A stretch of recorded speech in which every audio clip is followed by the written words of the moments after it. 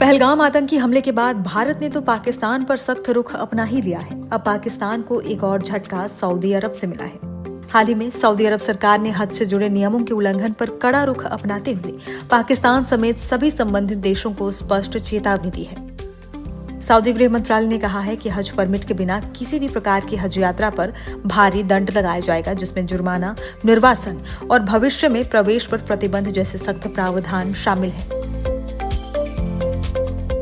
Saudi अरब ने 29 अप्रैल से 10 जून तक के बीच हज नियमों के उल्लंघन पर सख्त कार्रवाई की घोषणा की है। मंत्रालय ने कहा है कि बिना वैध हज परमिट की यात्रा करने या करवाने पर 20,000 सऊदी रियाल यानी लगभग 4.5 लाख रुपए तक का जुर्माना लगाया जाएगा। अगर कोई व्यक्ति जानबूझकर हज परमिट के बिना दूसरों की सहायता करता है, जैसे कि मक्का पहुंचने में मदद, आवास या परिवहन उपलब्ध कराना, तो उस पर भी 1 लाख सऊदी रियाल यानी लगभग 22 लाख रुपए तक का दंड लगाया जा सकता है। इन नियमों का उल्लंघन करने वालों को न केवल तत्काल गिरफ्तार किया जाएगा, बल्कि उन्हें देश से निर्वासित कर कम से कम 10 सालों तक सऊदी अरब में प्रवेश से प्रतिबंधित कर दिया जाएगा।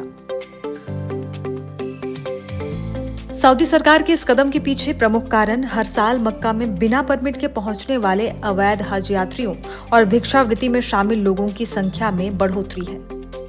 पिछले 3 सालों में करीब 4,700 पाकिस्तानी नागरिकों को इसी कारण सऊदी अरब से निर्वासित किया गया है। इस पर चिंता व्यक्त करते हुए पाकिस्तान के रक्षा मंत्री ख्वाजा आसिफ ने कहा है कि ये प्रवृत्ति अंतर्राष्ट्रीय स्तर पर देश की छवि को प्रभावित कर रही है। सऊदी प्रशासन ने पाकिस्तान सरकार से आग्रह किया है कि हज नियमों का उल्लंघन करने वालों के नाम और पासपोर्ट को नो फ्लाई लिस्ट में शामिल किया जाए। साल 2025 में लगभग 89,000 पाकिस्तानी हज यात्री सरकारी योजना के अंतर्गत हज पर जाएंगे, जबकि 23,620 तीर्थयात्री निजी टूर ऑपरेटरों के माध्यम से यात्रा करेंगे। इनमें से 50,500 यात्री सऊदी अरब की मक्का रूट सुविधा का लाभ लेंगे, जिसके अंतर्गत 22,500 कराची और 28,000 इस्लामाबाद से उड़ान भरेंगे। बता दें कि हज के लिए उड़ानों का सिलसिला 29-30 अप्रैल से शुरू हो चुका है और 30 मई 2025 तक जारी रहेगा।